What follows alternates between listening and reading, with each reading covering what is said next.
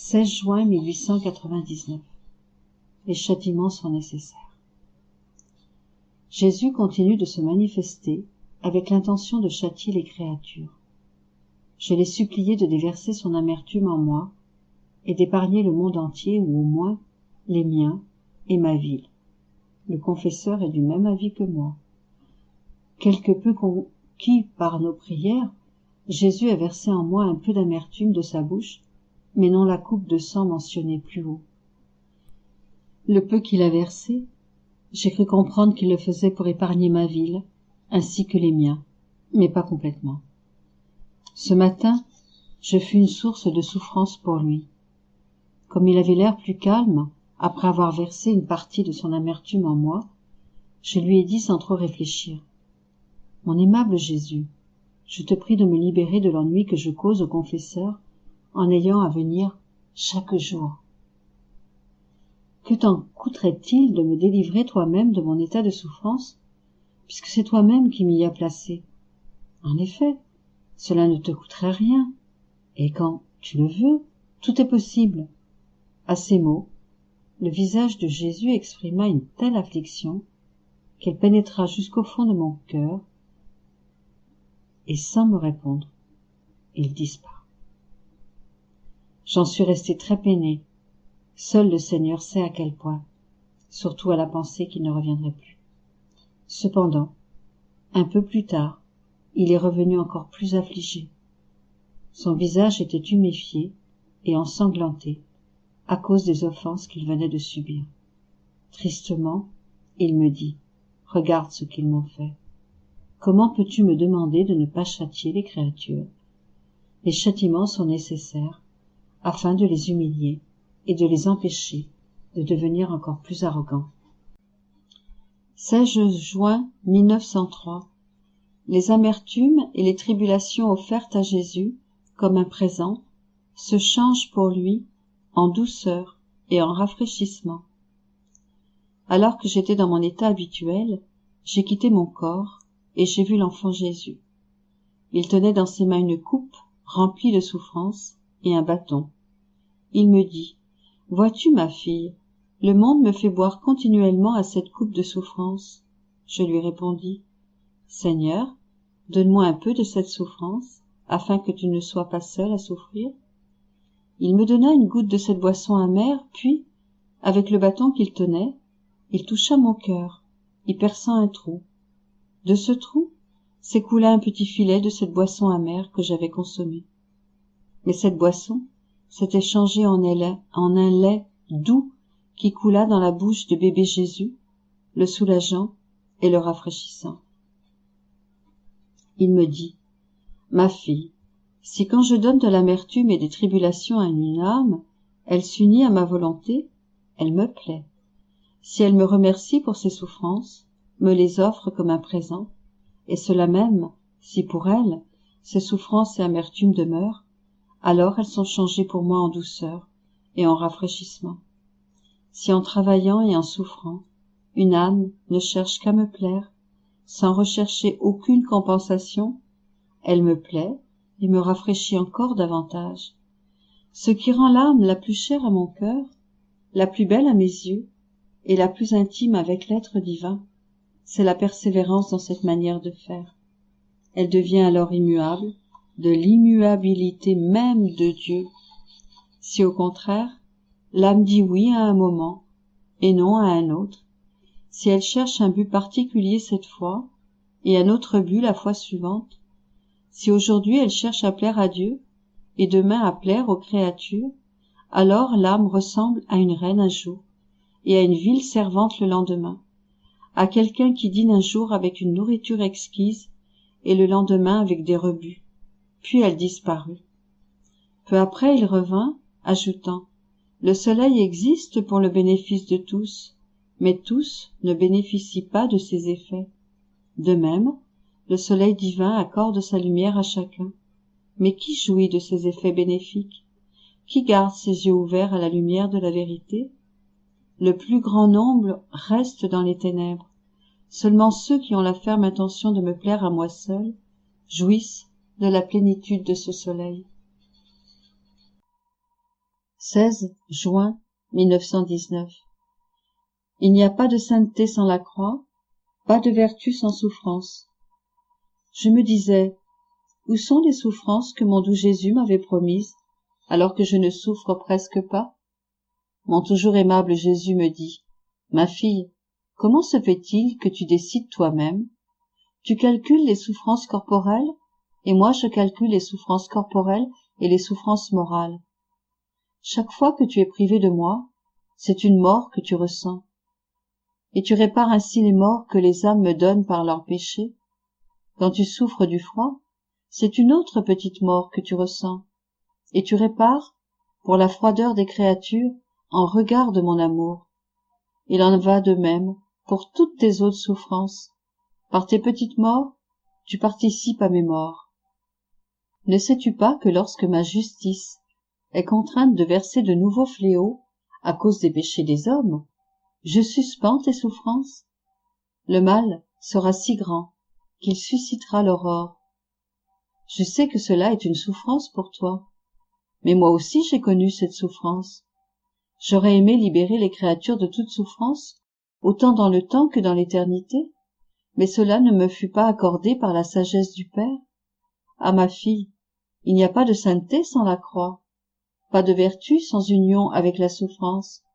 Sache, cependant, que je te rétribuerai abondamment pour toutes les privations de ma présence dont tu souffres, de même que pour les souffrances que tu aimerais avoir, mais que tu n'as pas. 16 juin 1928. Exemple d'un époux qui se sépare devant les tribunaux, comme l'a fait Dieu à partir de la chute de l'homme. Les nouvelles fiançailles, pour le mariage, se sont faites sur la croix, l'accomplissement de la divine volonté. Je pensais à ce qui a été dit plus haut, et mon bienheureux Jésus continua à me dire, « Ma fille, il est réellement vrai que l'être suprême établit son mariage avec l'humanité au commencement de la création. Et ce qui est arrivé est comparable à un jeune marié amené devant les tribunaux pour une séparation par sa méchante épouse. Mais le marié conserve malgré tout de l'affection dans son cœur, et il pense et espère que si son élu devait changer, qui sait, il pourrait à nouveau s'unir à elle et se lier par les liens du mariage. C'est pourquoi il lui fait souvent savoir qu'il l'aime en envoyant des messagers. C'est ce qu'a fait Dieu, bien que le mariage avec l'humanité ait été défait devant les tribunaux célestes. Dieu conserva pour elle de l'affection, et bien qu'elle fût loin de lui, il rêvait d'un nouveau lien matrimonial avec l'humanité, à tel point qu'il ne détruisit pas le palais qu'il avait formé avec tant de somptuosité et de magnificence, et qu'il ne lui enleva pas non plus le bien du soleil qui formait le jour. Il lui laissa tout, afin que celle qu'il avait offensée puisse en faire usage. Il maintint même la correspondance en choisissant, dès le commencement du monde, tantôt ce bien et tantôt l'autre, qui étaient comme des messagers. Et tels de nombreux postiers, certains apportaient de petites lettres, d'autres des télégrammes, d'autres encore des appels téléphoniques du ciel annonçant que le lointain époux ne l'avait pas oublié, qu'il l'aimait et qu'il attendait le retour de l'ingrate épouse. C'est ainsi que dans l'Ancien Testament, plus je multipliais le bien, les patriarches et les prophètes, plus se faisait pressant le courrier et les invitations qui s'échangeaient entre le ciel et la terre, avec la nouvelle annoncée par Dieu qu'il désirait cette nouvelle union. Cela est si vrai que, incapable de contenir plus longtemps l'ardeur de son amour, et voyant que l'humanité corrompue n'était pas encore disposée, Dieu fit une exception en unissant la Vierge Reine et l'humanité du Verbe par les liens d'un vrai mariage, afin qu'en vertu de leur union, l'humanité déchue puisse être relevée et qu'il puisse former son mariage avec l'humanité tout entière. Mon humanité forma alors mes nouvelles fiançailles avec elle sur la croix. Et tout ce que j'ai fait et souffert, jusqu'à mourir sur la croix, étaient des préparatifs en vue du mariage désiré dans le royaume de ma divine volonté. Or, après les fiançailles, il y a des promesses et des cadeaux qui doivent être échangés, et ce sont les connaissances concernant mon divin fiat. C'est par elles que l'humanité reçoit à nouveau le grand don que l'homme a rejeté au paradis, le don infini, éternel et interminable de ma volonté. Ce don attirera à ce point l'humanité corrompue qu'elle nous fera en retour le don de sa pauvre volonté, ce qui sera la confirmation et le sceau de l'union des époux après une aussi longue chaîne de correspondance, de fidélité de la part de Dieu, et d'incohérence, d'ingratitude et de froideur de la part des créatures. Ma fille, l'homme s'est dégradé et a perdu tous ses biens parce qu'il est sorti de ma divine volonté. Pour retrouver sa noblesse et tout ce qu'il a perdu et recevoir la réhabilitation du mariage avec son Créateur, il doit entrer à nouveau dans le divin fiat d'où il est sorti. Il n'y a pas de voie moyenne. Pas même ma rédemption ne peut suffire à ramener l'homme au commencement de l'heureux temps de sa création. La rédemption est le moyen, la voie, la lumière, l'aide, mais non la fin. La fin est ma volonté, parce que ma volonté était le commencement, et il est juste que ce qui était le commencement soit aussi la fin. Par conséquent, l'humanité doit être enclose dans ma divine volonté pour recevoir à nouveau sa noble origine et son bonheur, et pour que le mariage avec son Créateur retrouve sa validité. C'est pourquoi le grand bien que ma rédemption a apporté à l'homme n'est pas assez pour notre amour, et qu'il attend plus. L'amour véritable n'est jamais satisfait. Il ne peut l'être qu'en disant « Je n'ai plus rien d'autre à donner ». Et sachant que l'homme peut être de nouveau heureux, victorieux et glorieux dans le noble état dans lequel il fut créé par Dieu, et cela au moyen du règne de ma volonté parmi eux, on voit pourquoi tous les désirs, les manifestations et les soupirs divins ont pour objet de faire connaître notre volonté, afin qu'elle règne et puisse dire à notre amour « Calme-toi ». Car notre enfant bien-aimé est parvenu à sa destinée. Il est maintenant en possession de notre héritage, qui lui fut donné dans la création, et qui est notre fiat. Et lorsqu'il possède ce qui est nôtre, nous le possédons. Par conséquent, le mariage est établi à nouveau. Les époux sont revenus à leur place d'honneur. Il ne reste plus qu'à fêter et à jouir d'un bien si grand, après un aussi long temps de tristesse. 16 juin 1931. Jésus prie. Nécessité de posséder un bien pour pouvoir le communiquer aux autres. Les petites lumières forment l'entrelac avec la grande lumière de la divine volonté. Mon abandon dans la divine volonté continue, bien que dans le cauchemar des privations de mon doux Jésus. Combien mon pauvre cœur est torturé et troublé de ne pas trouver celui dont le souffle céleste fait battre ce cœur. Mon Jésus, ma vie, ne disais-tu pas toi-même que tu voulais me faire respirer ton souffle divin, afin de pouvoir former ma vie dans les battements de ton cœur, pour que le mien puisse vivre des tiens, de ton amour, de tes souffrances, et de toi, tout entier? Mais alors que mon pauvre cœur épanchait sa douleur de la privation de son Jésus bien-aimé, j'ai entendu, intérieurement, sa voix claire résonner dans mes oreilles, et qui disait, avec une indescriptible tendresse, « Père très saint, je te prie pour mes enfants, et pour tous ceux que tu m'as donnés. parce que je reconnais qu'ils sont miens. Je les serre entre mes bras pour les protéger de la tempête qui se prépare contre mon Église. Puis, il ajouta: Ma fille, combien de reniements il y aura, combien de masques vont tomber. Je ne pouvais plus supporter leur hypocrisie.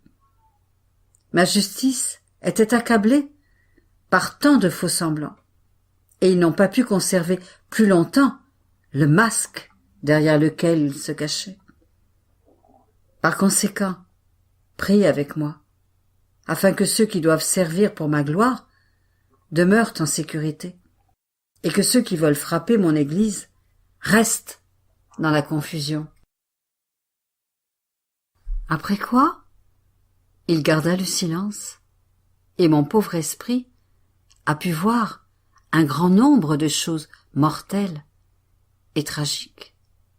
Et alors que je priais, Jésus, mon très grand bien, répéta: Ma fille, pour pouvoir communiquer un bien aux autres, il est nécessaire de posséder la plénitude de ce bien. Car l'âme qui le possède en connaît les effets, la substance, la manière d'acquérir ce bien.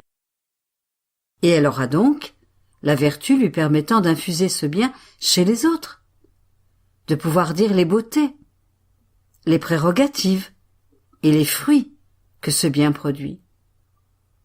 Par contre, si une âme n'a su acquérir qu'une gorgée de ce bien, de cette vertu, et qu'elle veut commencer à l'enseigner aux autres, elle ne connaîtra pas en profondeur la plénitude de cette vertu, et par conséquent, elle ne saura pas comment redire son grand bien, ni donner la façon de l'acquérir. Elle ressemblera à un enfant qui, ayant à peine appris les voyelles, veut jouer au maître devant les autres. Pauvre enfant, son jeu tournera à la farce, car il sera incapable de poursuivre son enseignement. Les vrais saints commençaient d'abord par être si remplis d'amour, de divine connaissance, de patience, etc. Et lorsqu'ils en étaient remplis, au point de ne plus pouvoir tout contenir en eux, le bien qu'ils possédaient débordait pour se communiquer aux autres, et leur parole était enflammée, elle était lumière, et ils enseignaient, non pas superficiellement, mais de façon pratique et substantielle, le bien qu'ils possédaient. C'est la raison pour laquelle beaucoup veulent se faire enseignants, mais ne font aucun bien, car n'ayant pas suffisamment de nourriture en eux, comment pourraient-ils nourrir les autres? Après quoi, je m'abandonnai dans le fiat suprême. Mon pauvre esprit s'y perdait, et je demeurai ravi en voyant devant moi l'être divin et une interminable lumière composée d'innombrables rayons qui sortaient de lui. Ces rayons étaient très souvent tissés de petites lumières, nouées dans les interminables rayons de l'adorable majesté, qui semblait être la naissance de la lumière elle-même, et était nourrie de lumière, afin de former la vie de lumière et grandir selon le désir de Dieu. Quel enchantement que ces hauteurs divines! Sa présence enchante. L'œil se perd dans son immensité, et si grande est sa beauté. La multiplicité de ses joies, infinie, qu'elle semble tomber, telle une pluie abondante, de son être divin. On en reste muet, et l'on est par conséquent incapable d'en dire quoi que ce soit. J'étais tout immergé dans ce qui se présentait à mon esprit. Lorsque mon bien-aimé Jésus me dit: « Fille de mon divin vouloir, regarde cette immense lumière. Elle n'est rien d'autre que l'émanation de notre volonté, du centre de notre être divin. » En prononçant le fiat, il s'est étendu de façon a formé avec sa force créatrice toute chose créée, et pour que rien ne sorte de sa lumière, il est resté en ce qui est sorti de nos mains créatrices, de sorte que les entrelacs que tu vois dans les rayons de notre lumière ne sont rien d'autre que les choses créées. Certaines sont comme en captivité dans notre lumière, si bien qu'elles ne subissent aucun changement. D'autres, les créatures qui vivent dans notre vouloir, sont non seulement en captivité, mais dans l'acte de continuellement recevoir de Dieu, afin de grandir, de se nourrir de la lumière, et avec leur petite lumière, de former un entrelac avec le divin vouloir lui-même, pour le laisser œuvrer dans la petite lumière. De sorte que ces petites lumières laissent le champ libre à notre divin fiat, pour le laisser continuellement travailler en elles. Et il semble qu'elle nous laisse toujours de quoi faire, et nous laisse continuer l'œuvre que nous avons commencée dans la création, avec tant d'amour.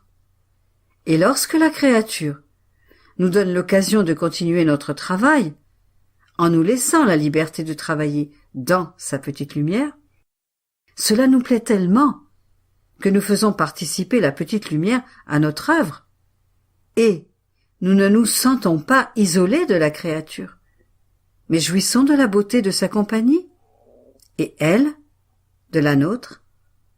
Par conséquent, ne nous laisse jamais seuls, en travaillant avec la divine volonté, et tu jouiras du grand bien de notre compagnie. 16 juin 1934. La volonté humaine fut créée reine au milieu de la création. Comment tout coule entre les doigts de notre Créateur. Je continue mon abandon dans le divin fiat. Ces actes sont pour moi autant d'aliments qui me nourrissent, et je sens sa force s'imposer sur ma volonté humaine, pour la conquérir et la ravir, afin de pouvoir lui dire « Nous vivons ensemble, et tu seras heureuse de mon propre bonheur. Tu es sortie à la lumière du jour, non pour rester à l'écart, mais pour être avec moi, dans ma volonté. Si je t'ai créée, c'est parce que je ressentais le besoin de t'aimer et d'être aimée, si bien que ta création était nécessaire à mon amour, petit sommet du champ d'action de ma volonté. Ô adorable volonté, combien tu es aimable et admirable! Tu me veux en toi, afin de donner libre cours à ton amour, et tu veux que les créatures vivent dans ton divin vouloir, parce que tu ne nous as pas créés sans volonté, comme le ciel et le soleil, afin de pouvoir faire ce que tu veux. Je pensais cela lorsque mon doux Jésus me fit une surprise, et toute bonté, il me dit « Bienheureuse fille, tu dois savoir que parmi toutes les choses que nous avons créées, la volonté humaine est la plus belle, celle qui nous ressemble le plus.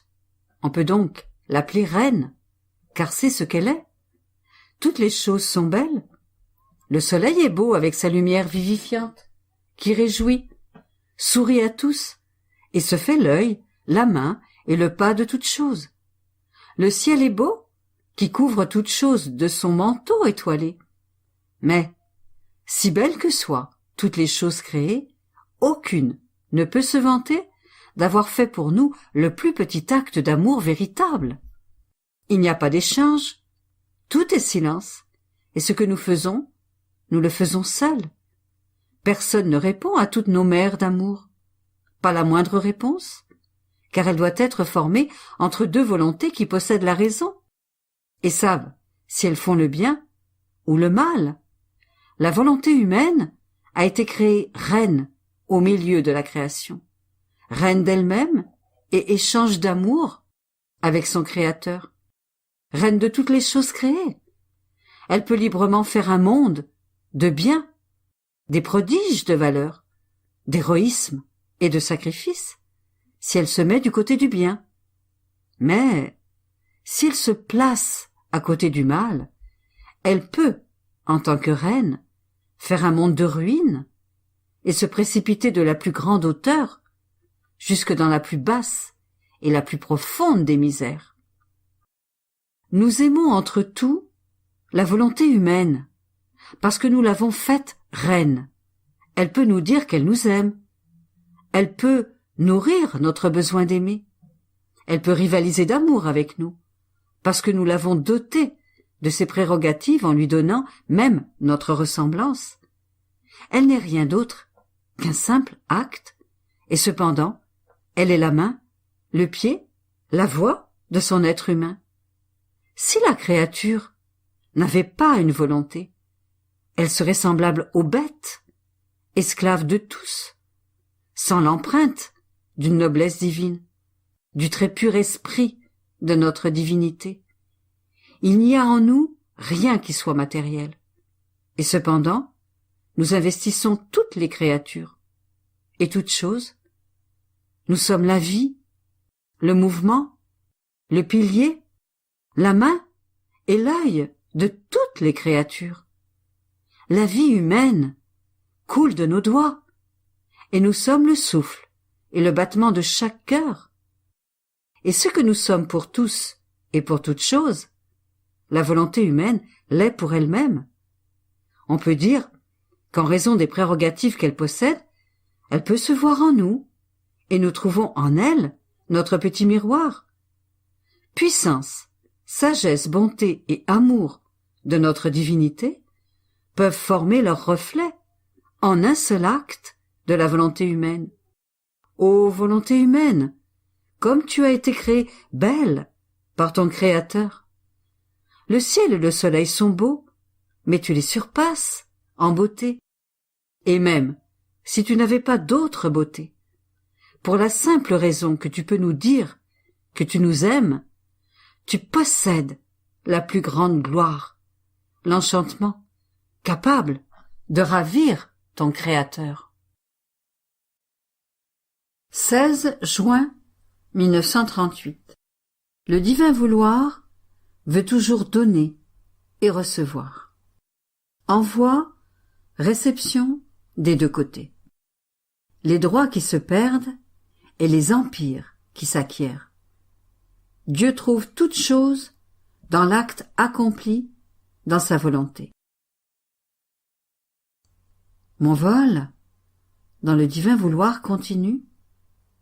J'ai l'impression qu'il ne me laisse pas un instant. Il veut toujours me donner de ce qui est à lui et veut toujours recevoir de moi. Et si je n'ai rien à lui donner, parce que je ne suis en vérité rien, il veut toujours que ma volonté se donne à lui, et c'est cela qui le met en fait. Recevoir en cadeau la volonté de la créature. Et si nécessaire, il veut les mêmes choses qu'il a lui-même données, afin de toujours recevoir. Et il est heureux de les recevoir, pour les redonner à nouveau, accompagné d'un amour nouveau, d'une lumière et d'une sainteté nouvelle. Divine volonté, combien tu m'aimes! Oh, combien je voudrais te retourner ton amour! Je me sentais submergée dans le fiat, et mon toujours aimable Jésus, toute bonté, me dit: ma petite fille de ma volonté, tu ne sais pas jusqu'où mon amour peut me conduire pour celle qui vit dans ma volonté. Combien d'inventions il me fait faire, toutes les combines qu'il me fait trouver. J'en arrive à faire de nouvelles surprises pour avoir toujours quelque chose à faire avec cette âme. Et pour qu'elle soit toujours surprise et occupée avec moi, je ne lui laisse pas de temps. À un moment, je lui dis une vérité. À un autre, je lui fais un don. À un autre moment encore, je lui fais voir notre beauté qui la ravit, notre amour qui gémit, qui brûle, qui est en délire, qui veut être aimé. En somme, je ne lui laisse pas de temps. Et ce que je veux le plus, ce que je veux toujours, c'est qu'elle non plus ne me laisse pas de temps. Écoute alors ce que je fais. Afin de toujours donner et recevoir, j'appelle la créature à vivre dans ma volonté. Et je lui fais don de la sainteté de ma volonté, de sa lumière, de sa vie, de son amour et de ses joies infinies, pour autant que l'âme puisse en contenir. Lorsque l'âme y a vécu quelque temps, la trouvant fidèle, je vais vers elle et je lui dis « Donne-moi ce que je t'ai donné ». Cette âme, voulant me faire voir combien elle m'aime, sans hésiter un instant, me donne immédiatement tout ce qu'elle a, même son souffle, son battement de cœur, son mouvement, tout, elle me donne tout. Elle ne garde rien pour elle. Au contraire, elle est heureuse de tout donner à Jésus. Je prends tout. Je regarde continuellement ce qu'elle m'a donné pour faire mes délices et mon bonheur de ses dons. Je les dépose dans mon cœur pour en jouir comme étant la propriété de ma fille. Mais crois-tu que cela me suffise? De la part de la créature, je suis satisfait. Mais de ma part, jamais. Mon amour ne me laisse jamais en paix. Il enfle, déborde, me fait faire les plus grands excès. Et sais-tu ce que je fais? Je confie mon être à ma créature bien-aimée. Je redouble tout ce qu'elle m'a donné. Je lui donne amour, lumière et double sainteté. Je lui remets mon souffle, mon mouvement, ma vie elle-même, de sorte que je respire dans son souffle, que j'avance dans son mouvement, que j'aime dans son amour. Il n'est rien que je ne fasse en elle. Je ne veux rien faire sans elle. J'aurais l'impression de ne pas l'aimer en toutes mes choses. Et pour mon amour, ce serait insupportable. Je dois tout donner à celle qui m'a tout donné. Et cela te semble-t-il peu de choses? Que ton Jésus te remette sa vie pour te faire vivre avec lui? Et demande que tu lui remettes la tienne pour que je puisse vivre de toi? Presque pour trouver une excuse, afin de toujours donner et recevoir, d'avoir l'occasion de te raconter la longue histoire de ma volonté et mon éternelle histoire d'amour? Et ceci n'est pas simplement pour apprendre à la créature des choses nouvelles, pour lui faire voir combien je suis bon, saint et puissant, mais pour pouvoir lui donner de mon amour, de ma volonté, de ma sainteté, de ma bonté et de ma beauté. N'est-ce pas là un amour excessif et qui semble incroyable? Le simple fait de vouloir garder la créature avec moi est déjà mon plus grand amour, car si je veux la garder avec moi, c'est parce que je veux lui donner de ce qui est à moi. Et comme cette créature ne possède rien qui soit digne de moi, je lui donne de ce qui est à moi, pour qu'en le faisant sien, elle puisse me dire « Tu m'as donné et je te donne ». N'est-ce pas là un amour propre à briser et à toucher les cœurs les plus durs?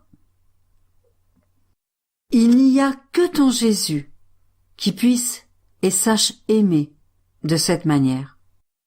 Personne ne peut dire qu'il peut atteindre cet amour. Cependant, je peux rendre cela possible pour celle qui vit dans mon vouloir, parce que chaque acte accompli en lui est un soleil qui se lève avec toute la plénitude de gloire et de sainteté.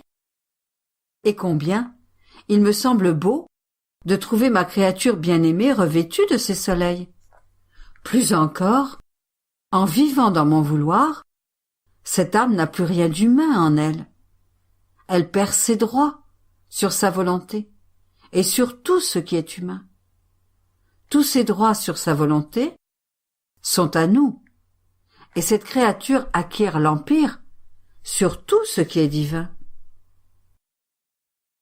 Et, oh, comme cela est beau, combien nous sommes satisfaits et heureux de voir cette créature qui domine de droit sur tout ce qui nous concerne. Elle domine sur notre amour et prend autant qu'elle veut pour nous aimer. Et elle domine sur notre amour pour se faire aimer. Elle domine sur notre sagesse et nous fait dire des vérités de notre être suprême jamais encore révélées. Elle domine sur notre bonté et lui fait pleuvoir une pluie plus que bienfaisante sur toutes les créatures. Son empire est si doux et si puissant sur notre sein paternel qu'il en arrive à nous faire dire « Qui peut résister à notre fille ? Si tu le veux, nous le voulons. C'est pourquoi, si tu veux tout, ne sors jamais de notre volonté. Tout sera à toi et tu seras toute à nous. » Après quoi, je continuais à penser à la divine volonté, à ses grandes merveilles, et comment parfois, lorsqu'on traverse sa mer, tout est serein, paix profonde, son soleil divin éblouissant de lumière, mais tout est silence, et comme sa parole est vie, on a le sentiment qu'il y manque la vie nouvelle que l'on aimerait recevoir. Mais je pensais cela lorsque mon doux Jésus ajouta « Ma fille, le soleil de mon vouloir parle toujours. Sa lumière n'arrête jamais de parler. Il parle avec sa chaleur, avec sa fécondité et avec l'empreinte de ses diverses beautés dans l'âme qui vit en lui. De plus, c'est moi qui suis le porteur de sa parole. En m'abaissant jusqu'à l'intelligence humaine, je rends facilement compréhensible la hauteur de la parole de lumière de mon fiat, avec des mots plus adaptables. Ainsi, là où ma volonté règne, elle ne peut pas être silencieuse. Elle continue de parler, par la lumière, ou à travers ma parole. Mais, lorsque tu n'es pas attentive, tu ne mâches pas bien. Tu ne manges pas. Par conséquent, tu ne digères pas ce que je te dis. Ainsi, en ne mâchant pas, tu oublies et tu dis que je ne t'ai rien dit. Tu dois savoir que tous les âges et toutes les créatures passées et présentes sont encloses dans chaque parole ou dans chaque acte accompli dans ma volonté. Le passé et le futur n'existent pas pour nous, ni pour celle qui vit dans notre vouloir. Nos vérités renferment tous les âges, tous les temps, et sont porteuses de toutes les créatures dans l'acte de celle qui vit dans notre fiat. Ainsi, nous trouvons dans cet acte nous-mêmes et l'amour et la gloire que chaque créature devrait nous donner. Et lorsque la créature est sur le point d'opérer et de recevoir l'acte opérant du divin fiat, les cieux s'abaissent en révérence et sont stupéfaits de voir un vouloir divin opérant dans l'acte humain, et tous ressentent qu'ils prennent part à cet acte. Nous trouvons tout dans l'acte accompli par la créature, dans notre volonté. Nous trouvons notre puissance, qui nous honore comme nous le méritons, notre immensité, qui renferme toutes choses et met tout à notre disposition, notre sagesse, qui loue notre être suprême, avec les accents les plus beaux, les anges qui nous exaltent, les saints qui répètent ravis « Saint, Saint, 3 fois Saint le Seigneur notre Dieu, qui avec tant de bonté opère et manifeste son amour dans l'acte de la créature. » Nous pouvons dire qu'il ne nous manque rien, notre gloire est complète, et notre amour trouve son doux repos et l'échange parfait. C'est pourquoi nous soupirons tant après celle qui vivra dans notre vouloir. Il nous semble n'avoir rien fait dans la création, parce que l'acte le plus grand que nous puissions accomplir nous manque, qui est de voir notre vie se répéter dans l'acte humain, dans lequel nous nous trouvons nous-mêmes, ainsi que tous et toute chose. Il n'y a pas de bienfait que nous n'accorderons à notre créature bien-aimée, et il n'y a pas d'amour et de gloire que la créature ne nous donnera pas. Cette créature trouvera tout ce qu'elle veut en nous, et nous trouverons tout en elle. Fille, être en mesure de tout donner, et n'accorder qu'une petite part de nos bienfaits, c'est pour nous une souffrance.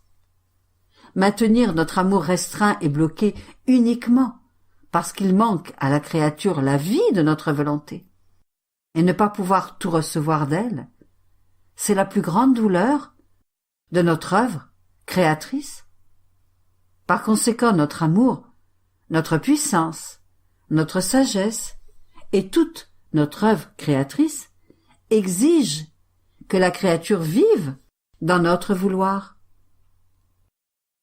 Ainsi, les âges ne finiront pas avant que notre fiat ne forme d'abord son royaume, et en régnant, il donnera tous les bienfaits et l'empire de ses biens aux générations humaines. Par conséquent, prie et fais de ta vie un acte continuel de ma volonté pour obtenir qu'elle vienne régner.